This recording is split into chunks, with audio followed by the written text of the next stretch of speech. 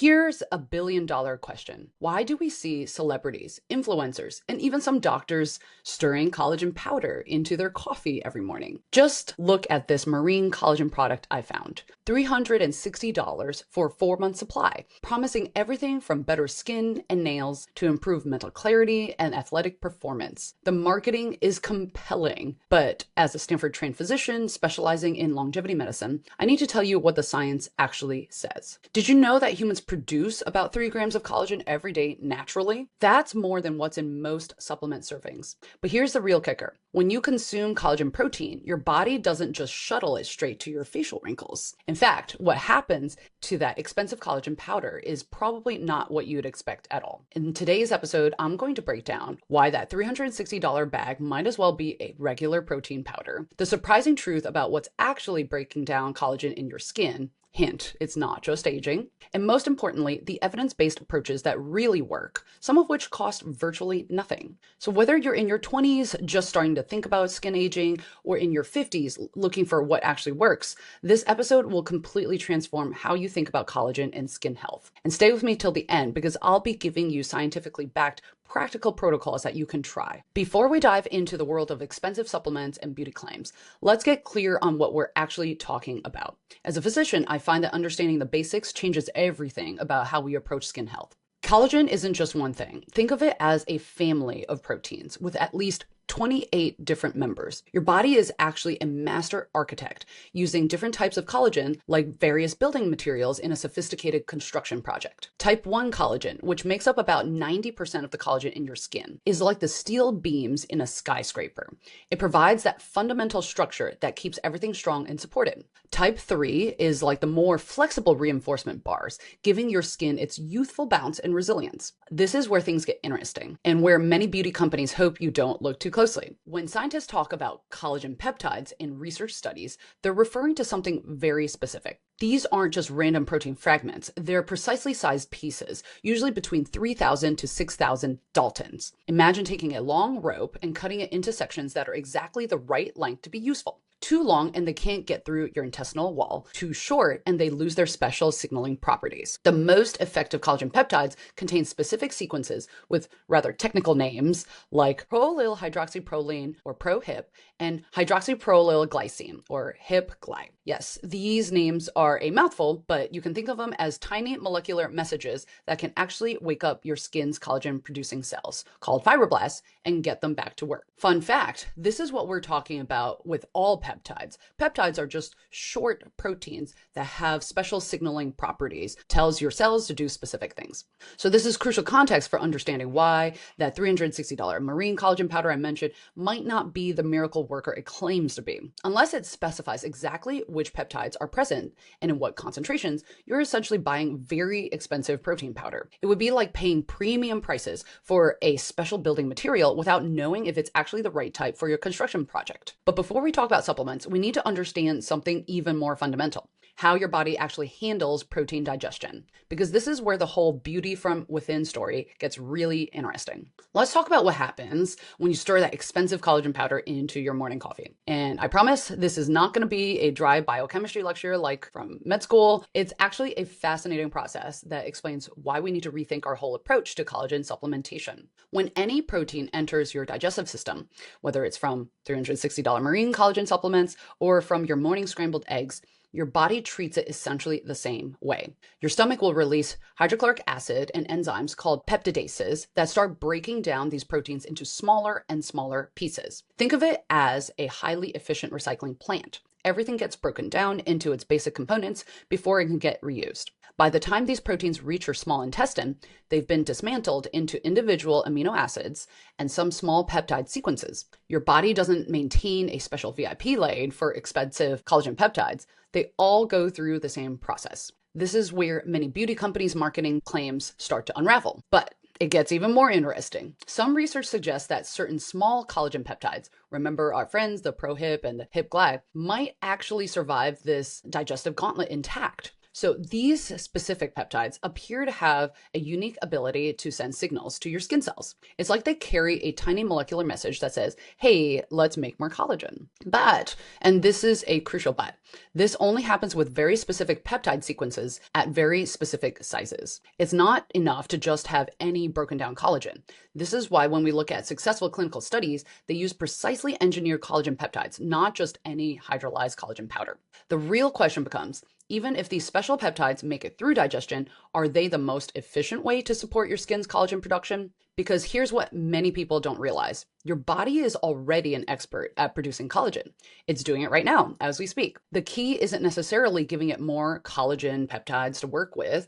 It's about providing the right environmental conditions and raw materials for optimal collagen synthesis. This brings us to the most crucial part of the conversation. What does your body actually need to produce healthy collagen? I find the precise science of collagen production fascinating. It's like discovering the exact recipe for youthful skin, where every ingredient matters and the cooking conditions have to be just right. So this is Michelin star cooking. Let's start with the ingredient vitamin C, because this is where many people get misled by supplement marketing. You've probably seen those 1,000 milligram vitamin C supplements promising glowing skin. But the fascinating thing is clinical research shows we just need 75 to 110 milligrams daily for optimal collagen synthesis. Too little vitamin C, under 10 milligrams, and your collagen production grinds to a halt. We learned this from historical studies of scurvy. But megadoses, they're like trying to speed up your morning commute by hiring 5 different drivers for your car. You only need one. What's really interesting is what's happening at the cellular level. So when researchers exposed human skin fibroblasts, these are your collagen producing cells, to vitamin C concentrations of about 70.6 milligrams per liter, so precise, they saw something remarkable. These cells dramatically increase their production of type 1 and type 4 collagen. It's like giving your skin's construction crew the exact right tools they need. No more, no less. Now let's talk about the unsung heroes of collagen production, copper and zinc. The science here is also incredibly precise. Studies show that copper concentrations between 15.6 to 100 micromolar are optimal for collagen cross-linking. Think of copper as the molecular stapler that holds your collagen fibers together. Too little and you'll get loose pages, too much and you're damaging the paper. The sweet spot around 31.2 micromolar is where researchers saw the highest collagen production. Zinc is equally fascinating. Clinical trials show that just 9 milligrams daily can significantly increase what we call P1NP. This is a marker that tells us your skin is actively building new collagen. Lab studies showed that zinc at concentrations of 10 to the power of -5 molar actually increases the expression of genes responsible for collagen production. It's like turning up the volume on your skin's collagen building playlist. But here's where it gets potentially concerning. Your skin's ability to produce collagen is constantly under assault from 3 major enemies, and the science behind each is mind-blowing. First, we have UV radiation. Recent studies have uncovered not one, but multiple ways UV light sabotages your collagen.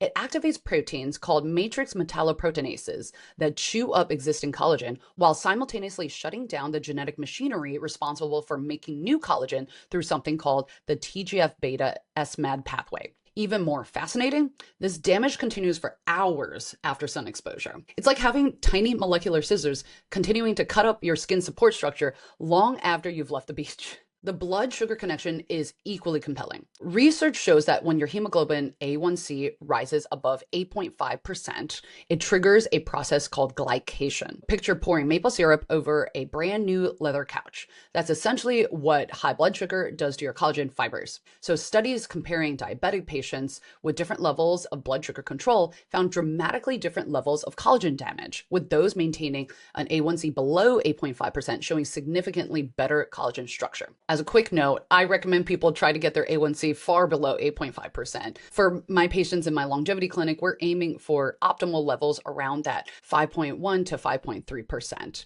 Of course, if you're dealing with diabetes or pre-diabetes, it's going to be a lot harder and you're going to want to work with your healthcare professional. Now let's talk about what might be the most fascinating part of the collagen story, how stress affects your skin at the molecular level. We all know that stress ages us, and what I'm about to explain really changed how I think about stress management and skin health. Research has revealed something remarkable. Cortisol, our primary stress hormone, doesn't just make you feel tense, it literally reprograms your skin cells' collagen production. So it's like having a sophisticated manufacturing plant where someone suddenly cuts the power to half the assembly lines. Through what we call the glucocorticoid receptor signaling pathway, cortisol effectively tells specific genes to stop producing collagen.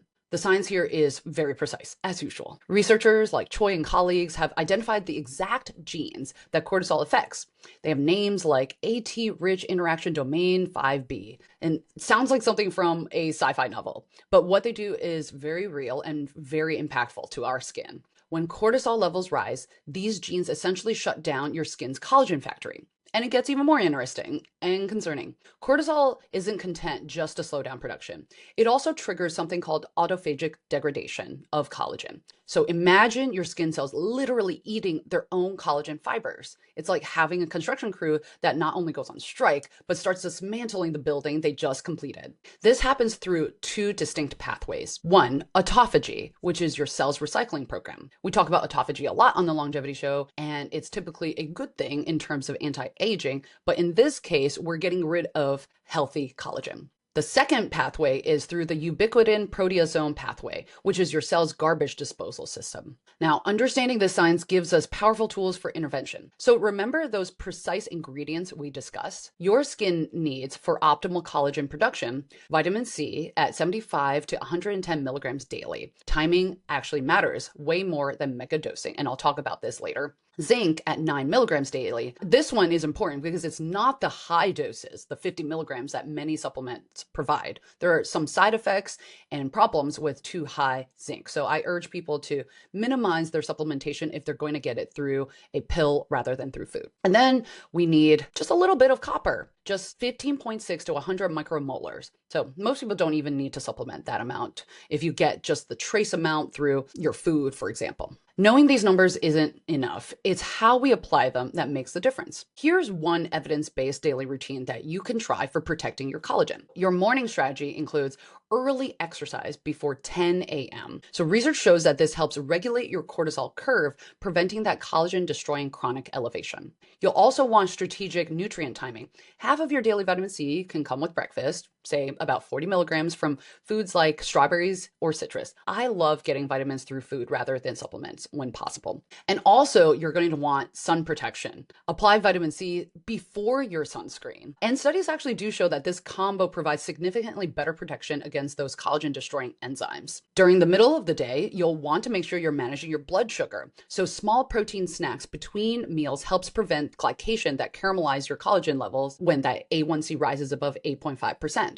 You'll also want to interrupt. Brief meditation or deep breathing, even for 5 minutes, has been shown to help regulate cortisol. I know I need these between my back-to-back meetings. And then if you live in a place that's pretty sunny, you'll want to reapply sunscreen. So remember, UV damage continues for hours after exposure. So you'll want to protect yourself as the sunscreen wears off throughout the day. Some dermatologists will mention to get another dose of skin vitamin C. This is not something I recommend for everyone because it can make your skin quite raw, but you can also get it through foods. So you use a second vitamin C dose with dinner, preferably through fruit, like we mentioned, to get that total of 75 to 110 milligrams. And then again, you're going to want to do effective stress management, like breathing patterns, like 4-7-8 breathing. That's just the number of counts for inhaling, holding, and exhaling, or resonance breathing. This can all help lower your cortisol levels. And then of course, sleep optimization is so important. Poor sleep can spike your cortisol and accelerate your collagen breakdown. So going back to my work as a longevity physician, I hear about skin and collagen and similar questions all the time. Recently, I had a patient who I'll just call Lisa, who came in for a regular checkup, and she was glowing, not just about her new skin routine either. She said, I finally broke down and tried that collagen powder everyone's talking about. And 3 months in, my skin feels different.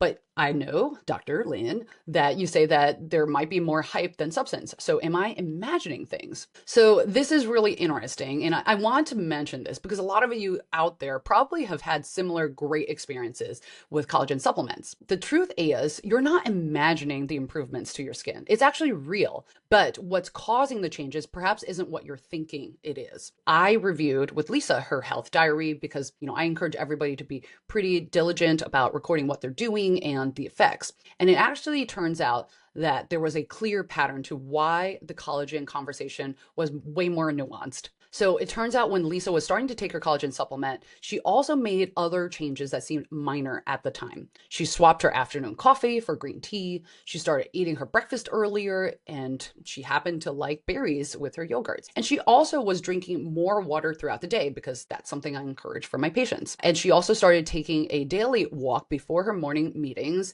instead of just in the late afternoon, which she used to do. None of those changes seemed super significant to her because they were just part of her new health and wellness routine. But from a scientific and medical perspective, she had inadvertently created the perfect environment for her skin's natural collagen production to thrive. It turns out that she was doing all the right things, and it wasn't just the collagen. The morning walk helps regulate cortisol patterns that we know now directly impact collagen synthesis. The berries provide vitamin C, and switching to green tea also helps because it contains some compounds that help protect existing collagen from breakdown. This happens all the time, not just in my practice, with my viewers as well, people who swear by specific collagen supplements or even other supplements. They've usually made some other changes that are not insignificant. And what we call this, of course, is the placebo effect. It's not just psychological. The changes that we make for better health are measurable in our skin and other biology. When people believe they're using an effective treatment, whether it's that $360 collagen powder or some new luxury cream, we actually see changes in the skin's molecular behavior. So to put on my scientist hat for a moment, I've never seen these types of studies discussed in beauty magazines because it's like overly complicated. People don't like writing about them. But studies do show that positive expectation can increase blood flow to the skin by up to 15%. That's more than most supplements you can buy will do for you. More blood flow means better delivery of nutrients to those collagen-producing fibroblasts that we talked about earlier. In other words, believing your skincare will work might actually help it work better. This means that expensive supplements are not necessarily the answer you need. You can try supplements, not a problem. I found that most of these aren't harmful for you. They're just overly expensive and perhaps not as efficient as just doing the evidence-backed, freer or cheaper versions of skin interventions. So this brings us to what I call the skincare paradox. Many of those people who are getting real results from their health interventions, but not for the reasons that are marketed from supplement bottles. They're experiencing benefits from the ritual of self-care, which reduces cortisol, and better hydration, because many people mix their supplements with water, and improved protein intake, which can come from collagen supplements, bone broths, although any quality protein will do. And finally, that confidence boost that comes with taking action really does affect your skin biology. It's kind of like taking a productivity supplement that actually works because it's caffeinated and you've taken it right before your work session. The results are real, but they're coming from the caffeine and the routine, not any exotic nootropics listed on the label. So now we understand that collagen supplements don't work quite the way they're marketed. Your body isn't shipping those peptides directly to your laugh lines like some kind of molecular delivery service. But this is where the story takes a fascinating turn, because what's happening to your gut might matter more for your skin than any collagen powder ever could. I remember when this knowledge clicked for me. So in medical training, we study many pathways, super complicated pathways about inflammation, neurology, so forth. And it turns out there are similarities between the intestinal barrier and the skin barrier inflammatory pathways. These aren't just similar systems, they're actually having a constant conversation. So think about it. Both your gut and your skin are barrier organs. They're your body's first line of defense against the outside world. But they don't just share a job description. They share a sophisticated communication network that scientists call the gut-skin axis. It's like discovering that your skin has been getting its maintenance instructions from the gut all along. So this is where those beneficial bacteria come into play, but not in the way that you might think. Your gut microbiome isn't just helping digest your food, it's actually orchestrating a complex symphony of signals that directly influence your skin's collagen production. So when your gut bacteria are happy and well fed, they produce compounds that act like your skin's personal bodyguards. This has nothing to do with expensive creams or supplements. The beneficial bacteria, when they're properly supported, they'll create these short chain fatty acids that travel through your bloodstream carrying specific instructions telling your skin cells to boost your collagen production, reduce your inflammation, fight oxidative stress, and enhance your natural moisture barrier. This is where most beauty companies actually miss the mark entirely. Certain probiotic strains have been shown in clinical studies to actually protect your skin against UV damage. It's like having internal sunscreen supplements, although please don't skip your actual sunscreen. These beneficial bacteria help by reducing the expression of those matrix metalloproteinases that we talked about. Those are the collagen-eating enzymes. It also enhances collagen synthesis and improves your skin barrier function. There's a lot of complicated science here, but we have seen in studies that specific strains will increase your skin hydration, reduce your wrinkle depth. And yes, we actually can measure this in studies, improve your skin elasticity, and decrease that transepidermal water loss. So that's your skin's ability to hold on to moisture. What fascinates me the most is that when you give your gut microbiome the right support, it will cascade into a virtuous cycle of positive effects that no expensive collagen supplement could even match. It's like having millions of tiny skincare specialists working 24/7 from the inside out. And if you are confused about why your expensive probiotic isn't working, it may be the quality of the probiotic, but a lot of times it's because people don't feed that beneficial bacteria. So you also need prebiotics. You don't want to have a garden full of seeds, but forgetting to water them. Prebiotics don't have to be complicated. Just make sure you're getting 30 grams of fiber each day, preferably from different sources so your body can utilize them differently. Soluble and insoluble fiber is great for your health. The implications of this research completely transform how I and many other doctors approach skin aging. So instead of just focusing on topical treatments or collagen supplements, we need to consider how we can support this intricate gut-skin communication system. This is a paradigm shift that's both scientifically fascinating and practically empowering. I often tell people that understanding gut health is like learning a new language. At first, it seems overly complex, but once you grasp the basic principles, everything starts making sense. Let's translate the latest research that we just discussed into a practical protocol that you can try. So remember those beneficial bacteria we discussed. They're very demanding performers that need a perfect stage, props, and timing to do their best work. This brings us to one of the most fascinating paradoxes in modern skincare: why traditional bone broth often outperforms expensive collagen supplements. Let's get specific about what's happening at the molecular level when you simmer those bones. When you do so, you're extracting 3 key compounds that modern research has shown are crucial for gut and therefore skin health. First, we have glycine. Glycine is an amino acid that is your gut's security system upgrade. It does something remarkable. It actually helps regulate your intestinal immune system, like a skilled diplomat negotiating peace between your gut bacteria and your immune cells. So research shows that it increases beneficial bacteria populations, reduces the harmful bacteria, and strengthens the tight junctions between intestinal cells. Imagine reinforcing the mortar between bricks. And also, it'll protect against inflammation, particularly from something we call lipopolysaccharide injury, LPS. This is something we talk about in the topic of leaky gut, which we cover in other episodes on the Longevity Show. The second compound is glutamine. So if you imagine glycine as the security system, glutamine is your gut's construction crew. When we look at the research, we see it promotes the growth of new intestinal cells, it regulates those critical tight junction proteins, reduces cellular stress, and supports your gut's immune system by enhancing secretory immunoglobulin A production.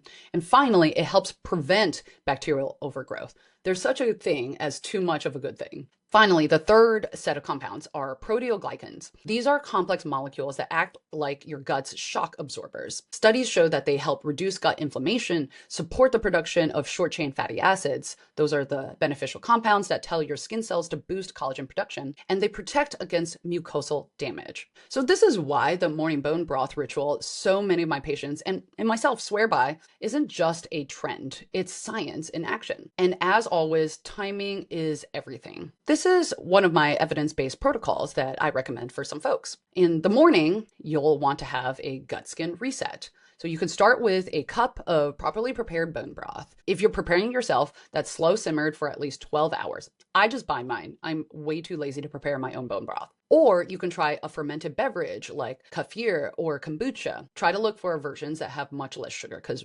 regular kombucha has a ton of extra sugar. So this timing is important because your gut barrier function peaks in the morning, making this the optimal window for absorbing those key compounds. It's like catching the express train instead of the local. If you want to boost this further, try a prebiotic power breakfast within 2 hours of waking. You'll want to include resistant starch like cooled sweet potatoes or overnight oats. And you can add the fermented foods here, like the kefir or miso, sauerkraut. And you can include colorful berries for the polyphenols. So yogurt with berries is fantastic. It's got protein, it's got some fermented ingredients, and you can add berries to it. And the polyphenols are like premium fuel for your beneficial bacteria. I also want to mention the critical timing window, which is the 8-hour eating window.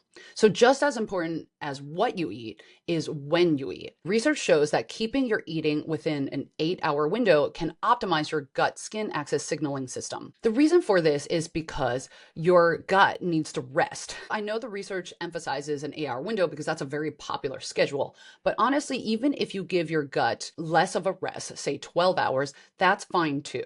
Unfortunately, many people are eating late into the night and then get up and immediately eat breakfast, and they get maybe just 4 to 6 hours off of eating. I think 12 hours is a better goal to aim for, and the best way to do that is by making your dinner earlier. You don't have to cut out breakfast, although I know that's a lot easier for a lot of people, including myself. I tend to, unfortunately, skip the early breakfast, even though I know that that's a very healthy intervention. You got to work with your own schedule. If you want to optimize your prebiotic-rich foods throughout the day, just remember, you'll want those colorful plant foods. If you could get 30 different plants weekly, that would be optimal. That's really hard for most of us, but that would be optimal. And get regular hydration. So your gut bacteria, and honestly, the rest of your body loves water. It needs water. And it really helps with that blood flow, which is helpful for both your skin health and your longevity overall. And in the evening, so that's your last meal, preferably 3 to 4 hours before your bedtime, you'll want to get some glycine-rich protein. Soups, stews, or just meat, that can help. And prebiotic fiber is also really helpful. Nuts, for example, but honestly, any sorts of fiber is fantastic for you. And then magnesium, which I talk about a lot on the Longevity Show, is very helpful not only for sleep and mood and everything else that we talk about, but magnesium-rich foods support overnight skin repair. So remember, we're not just trying to deliver collagen to your skin, we're supporting your body's entire collagen-producing ecosystem. Think of it as conducting an orchestra rather than trying to play all of the instruments yourself. Each compound plays its crucial role at exactly the right time for the whole symphony to work. So after sharing this protocol with hundreds and thousands of people, I've learned that the biggest barrier to success isn't understanding the science, even though I get that this has been kind of a technical episode. It's adapting it to your real life. I want to go over now some of the common challenges I hear about and the solutions that might help. If you're somebody with early meetings, you're not alone. This is probably the most common challenge I hear. If that 6 to 10 a.m. window for bone broth and all of those healthy prebiotic foods just isn't happening, you can have a backup plan. You can actually prep high quality bone broth in bulk or just buy it like I do and freeze it in ice cube trays. You could actually add these ice cubes to your morning coffee or tea. Yes, I know it sounds strange, and of course, adapt to what you prefer, but this actually works for some of my patients. You can also keep high quality glycine powder by your desk. As with all supplements, look for a third-party tested one, and you'll want around 3 to 5 grams per serving. What I do in my life is I just buy single pack bone broth and I actually just warm it up for 30 seconds in the microwave. And what I do is I add collagen powder to it. So yes, I've been talking a lot about how collagen might not be the most efficient thing, but I add it to my bone broth and I don't use a super expensive version. I just use one that is backed by science and includes all the ingredients that we've talked about. Mine happens to also include vitamin C in it, and it tastes really good with my bone broth. If you're somebody who travels constantly, lots of folks are just like you, and it's so hard. I totally get it. So you might want to try single-serve packets of powders that are prebiotics. This can be helpful. I'm trying a new one recently called DMN, but I'm not married to any particular supplement. I'm not endorsing any particular one. Just look for something that might be a good prebiotic for you. You can also, of course, take a prebiotic, probiotic, symbiotic pill that works for you. I've been trying out Seed lately. It's got some science behind it, but as with everything in the probiotic world, we don't have all of the data quite yet. And also, if you are working with a hotel breakfast buffet, aim for the healthy foods. So things like the berries, the not so sweet yogurts, seeds, things that have a lot of fiber. It's not going to be perfect most of the time, but that can at least feed that beneficial bacteria. If you can't stick to an 8-hour eating window because you're a shift worker or you just have an unpredictable, crazy life schedule, focus on the non-negotiables. Try to do a minimum of a 12-hour fast between your dinner and your breakfast. And front load your prebiotic foods in your first 2 meals. Finally, use that 3-hour rule before sleep, regardless of when sleep happens. So finish your last bite at least 3 hours before you sleep. If you're a slow digester, and I'm talking digester, not metabolizer, because literally my food moves through my gut more slowly than the average person. I actually aim for 4 hours when possible, because otherwise it's going to be sitting in your stomach, and that can cause sleep disruption as well as, a slew of other problems for your health and longevity. If you're a busy parent or, busy anybody, you might want to batch cook your bone broth, make prebiotic smoothie packs in the freezer. You can also buy these, and make family dinner into gut health support with some simple swaps. Use sweet potatoes instead of white potato, fermented pickles on the table to snack on, that kind of a thing. And if you're an athlete, protein, of course, is even more important. It's important for everybody who cares about health and longevity, but if you are particularly active and you want to build some extra muscle, you'll want to time your protein a bit more, spread out throughout the day so that you can digest it. Protein is a little bit harder for your body to digest if you're eating massive amounts at a time. So you'll want to spread it out. And for the super athletes, you might want to also time it within 30 minutes post-workout for optimal muscle hypertrophy. You can double down on the glycine-rich foods, which will be easy if you're trying to get lots of protein. And like with anyone else, add extra prebiotic fiber on high-intensity training days. And of course, if you are budget conscious, this might all sound really intimidating, but being healthy doesn't have to be expensive. I know all the marketing out there suggests otherwise, but truly you can do a lot without a ton of money. Just focus on affordable fermented foods like making your own sauerkraut or kimchi. I've done kimchi at home. It's actually really fun and delicious. You can use cheaper cuts of meat as long as it's still high quality and lean. You can get chuck meat, for example, and use that for bone broth. They have actually collagen in the meat itself, so you don't have to go crazy and buy bone broth or to make it if you don't have a lot of space. I don't have enough space to make bone broth in my tiny Manhattan apartment. And also, if you live somewhere where it's hard to get fresh berries and plants in general, just prioritize frozen produce. They work really well. They're typically frozen right at the peak ripeness, so it's really, really good for you, even though, people sometimes think that frozen food for some reason is less good for you. And if you're still interested in supplements, here's some evidence-based criteria for evaluating what supplements to take. If you're going to get collagen supplements, and I absolutely do, I don't go for the most expensive type, I just go for the scientifically backed type, look for specific peptide info. So pro-HYP, so PRO-HYP, and HYP-GLY, so HYP-GLY sequences are very important, as we discussed. Check for third-party testing certification. This goes for all supplements.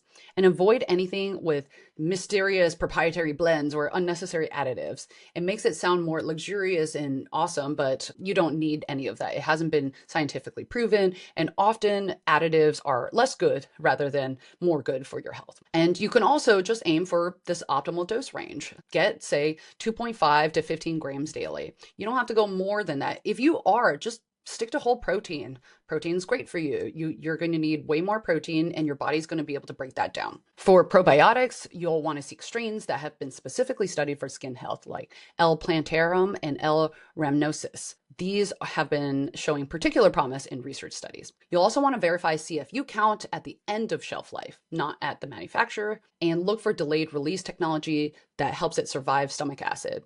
And pair it with prebiotics too. So prioritize diverse fiber sources over single ingredient products. I prefer everybody to get it through food, honestly, if you can. And start with less if you are somebody who gets some digestive upset with fiber. Everybody's going to start from a different baseline. Some people are able to digest all kinds of fibers without bloating. Some people are going to get bloating with the smallest amount of fiber. So just start with a small amount, test out what your gut can tolerate, and then increase that gradually. Also, if you're going to buy a supplement, look for products that contain both soluble and insoluble fiber, or just mix different supplements if you'd like. Remember, supplements should supplement, not replace. So they are like an insurance policy, nice to have, but not your primary strategy. At the end of the day, the most effective protocol is the one you'll actually follow. So start with one change. Perhaps it's adding fermented foods to your breakfast or adding bone broth to your routine, and build from there.